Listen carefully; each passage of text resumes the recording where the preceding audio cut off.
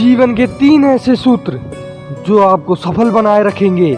जब नाभि में लगे हुए श्री राम के तीर रावण को मृत्यु के द्वार तक धकेल चुके थे, श्री राम जानते थे कि आज रावण अकेले दम नहीं तोड़ेगा, इसके साथ ज्ञान और पांडित्य का भी अंत होगा और अनंत आकाश भी कांच की तरह चटक कर टूट जाएगा।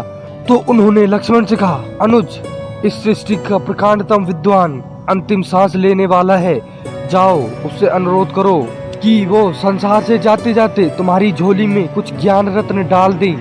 लक्ष्मण गए, रावण से ज्ञान निवेदन किया। रावण ने सुना लेकिन कहा कुछ भी नहीं, बस मुंह फेर लिया।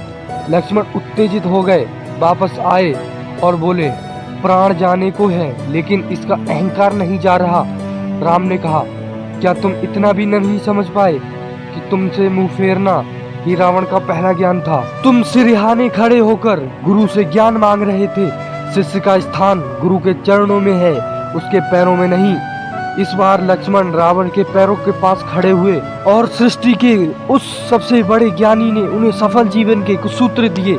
ये सूत्र इसलिए महत्वपूर्ण हैं क्योंकि ये उस व्यक्ति के मुख से निकले हैं जिसने जीवन में अपने पुरुषार्थ से सब कुछ पा लिया और अपने अहंकार से सब कुछ खो दिया।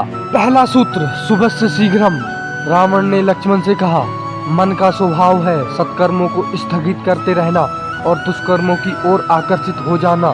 सत्कर्म वो है जो कल्याण, कृपा और करुणा की भावना से किया जाए। दुष्कर्म जिसमें इन तीनों का अभाव हो। कई बार विचार में आया कि सीता को सम्मान लौटा दूं, लेकिन मेरा मन सत्कर्म को टालता रहा। यदि मैंने सत्कर्म का पहला संगीत सुन लिया होता तो मरघट का ये साए साए करता हुआ सन्नाटा सुनने की नौबत नहीं आती। शुभस्य शीघ्रम यानी शुभ करने का विचार आए तो उसे कभी स्थगित मत करो, उसी क्षण विचार को कार्य में बदल देना, वरना मन अपनी चाल चल देगा। दूसरा सूत्र, शत्रु को कभी कमजोर नहीं समझना चाहिए। कौन? वही राम, वनवासी जो जंगल में मारा मारा फिर रहा है, वही अयोध्या का राजकुमार जिसके पास घर है, न घाट, न हाथी, न घोड़े, न राजपाट। वो दशानन का सामना कैसे करेगा? असंभव। लेकिन हुआ क्या? असंभव संभव हो गया और वो साधारण मानव आज विजय तिलक लगाकर सूर्य को अर्घ्य दे रहा है और इस महाअसुर का सूर्य अस्त हो गया है क्योंकि मैंने शत्रु को कमजोर समझने की भूल कर दी। और इसकी आधारशिला तो उसी दिन रख दी गई थी जब मैंने जगत पिता से अमृत का वरदान मांगा था।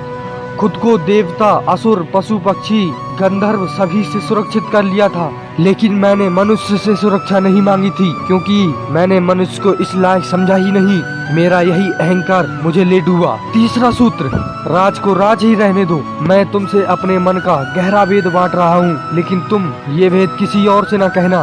इससे हंसी की बात और कोई हो सकती है भला? अगर तुम खुद अपना राज नहीं रख पाए तो और कोई क्या रखेगा? यही तो भूल हुई मुझसे। मैं अजय था, लेकिन यह भेद की मेरे नाभि का अमृत मैं छुपा नहीं पाया और इसी भेद के बल पर मेरे भाई ने मेरे सर्वनाश का संगनाद कर दिया। ये मेरा अंतिम सूत्र है, इसे कभी मत भूलना।